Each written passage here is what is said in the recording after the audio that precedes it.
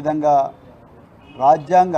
రాగద్వేషాలకు అతీతంగా రాజ్యాంగబద్ధంగా పాలన చేస్తానని మరి ప్రమాణం చేసిన ముఖ్యమంత్రి రేవంత్ రెడ్డి గారి అనాలోచిత చర్యల వల్ల తెలంగాణకు జరుగుతున్న నష్టాన్ని అడ్డుకోవడం కోసం మరి నేను రాష్ట్రానికి రాష్ట్ర ఖజానాకు ఒక పౌరుడిగా పన్నులు కడుతున్నా నా పన్నుల రూపంలో రాష్ట్రానికి వస్తున్న ఆదాయం నుండి గత బీఆర్ఎస్ ప్రభుత్వం ఆ ఆదాయాన్ని మరింత పెంచడం కోసం ఈ రాష్ట్ర బాగోగుల కోసం ఈ రాష్ట్రంలో ఒక గొప్ప ఇండస్ట్రీని పెట్టడం కోసం వేలాది మందికి ఉద్యోగాలు వచ్చే విధంగా లక్షలాది కోట్లాది రూపాయల రెవెన్యూ వచ్చే విధంగా ప్లాన్ చేయడం కోసం మొబిలిటీ వ్యాలీ అనే ఒక కార్యక్రమం పెట్టడానికి సంకల్పించిండ్రు.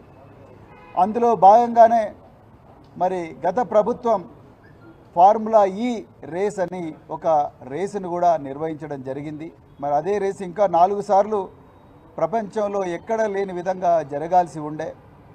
కానీ ఈరోజు రేవంత్ రెడ్డి గారి అనాలోచిత చర్యల వల్ల ఆ మొబిలిటీ వ్యాలీ రాకుండా పోయింది.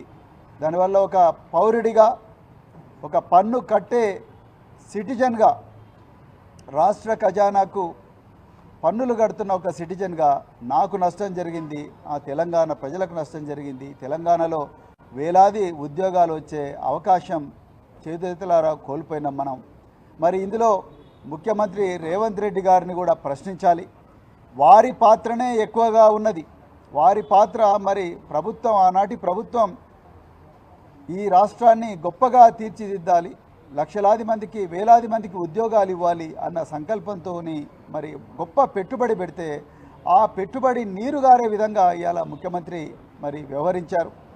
ఆ సందర్భంగా మరి నేను ఇవాళ నార్సింగి పోలీస్ స్టేషన్లో మరి ముఖ్యమంత్రి గారిని మీద కూడా కేసు పెట్టాలని చెప్పేసి మరి మొత్తం కూడా రీసెర్చ్ చేసి ఆ సమాచారాన్ని సేకరించి ఆ సమాచారాన్ని నా ఫిర్యాదులో పొందుపరిచి ఇవాళ నార్సింగి పోలీస్ స్టేషన్లో నేను, నాతో పాటు ముషీరాబాద్ ఎమ్మెల్యే గారు గౌరవ పెద్దలు మరి ముఠా గోపాల్ గారు, అదేవిధంగా మరి ఎమ్మెల్సీ నవీన్ కుమార్ రెడ్డి గారు, అదేవిధంగా మాజీ కార్పొరేషన్ చైర్మన్లు వాసుదేవరెడ్డి గారు, రాకేష్ గారు, మేమందరం కలిసి ఇవాళ మరి నార్సింగి పోలీస్ స్టేషన్లో కంప్లైంట్ ఇవ్వడానికి పోతున్నాం.